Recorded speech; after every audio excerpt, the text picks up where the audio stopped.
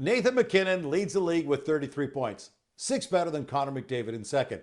Cale Makar leads all D-men with 24 points, 7 better than Morrissey in second. Marty, do the Avalanche have the 2 best hockey players on the planet right now?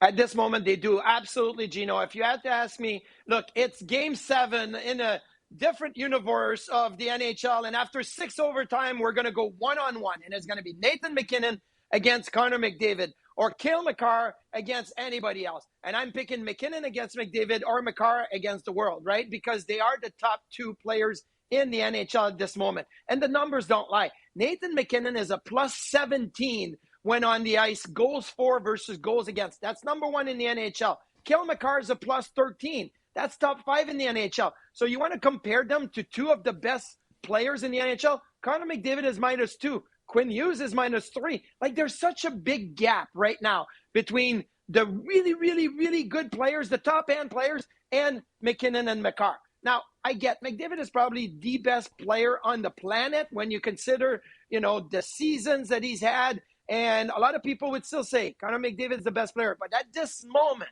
what I've seen out of MacKinnon and Makar, I say they're number 1 and number 2, and there's nobody close at this moment in the NHL.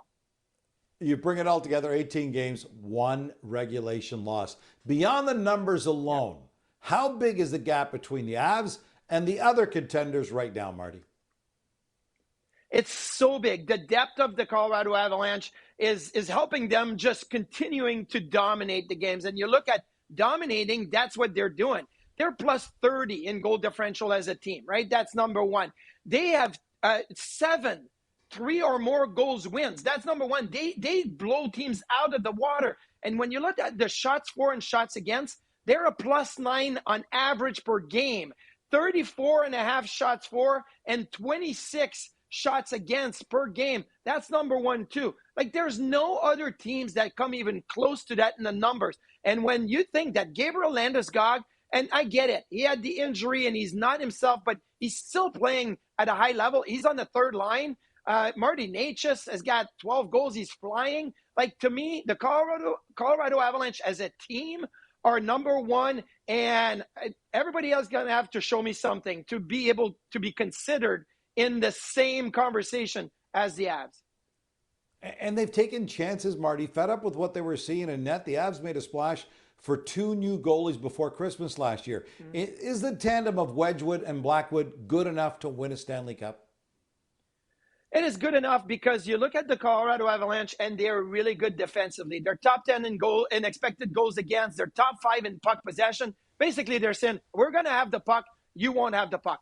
I was a little worried when Mackenzie Blackwood had an injury this training camp and Scott Wedgwood was going to have to play all these games. Well, he definitely delivered, and beyond that, he's been one of the better goalies in the NHL, and he's played so much that at some point I thought he was going to get tired. No, not the case. Now, Mackenzie Blackwood has the potential to be the number 1 goalie and one of the better goalie in the NHL, and I get it that there's been an injury, so he's slowly coming into his own right now.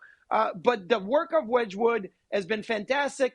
But I do believe that if you want to have Stanley Cup winning caliber goaltender, it probably would come from Mackenzie Blackwood. But the team itself is really insulating their goaltenders and doing a great job in front of them. The Avs' incredible run to start the year may continue for a little while. Their next 5 games are all against teams that missed the playoffs last year.